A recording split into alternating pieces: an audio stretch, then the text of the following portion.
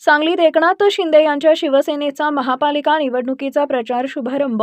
सांगलीचे आराध्य दैवत असलेल्या गणपती मंदिरात शिवसेनेचे मंत्री शंभूराज देसाई यांच्या हस्ते नारळ फोडून पार पडला. शिवसेनेला सोबत घेतल्याशिवाय कोणालाही सांगलीचा महापौर करता येणार नाही, असा दावा पर्यटन मंत्री शंभूराज देसाई यांनी केला. सांगलीमध्ये शिवसेनेच्या प्रचार सभेत देसाई हे बोलत होते.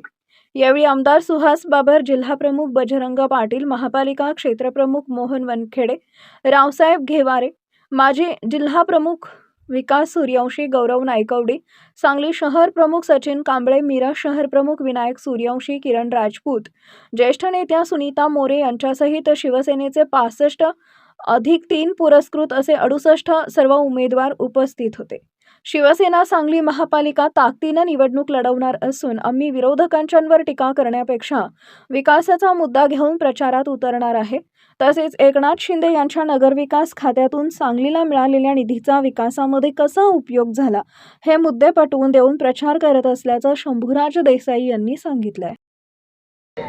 आम्हाला घेतल्याशिवाय, शिवसेनेचा धनुष्यबाण, शिवसेनेचा भगवा घेतल्याशिवाय कुणालाही महानगरपालिकेची सत्ता स्थापन करता येणार नाही.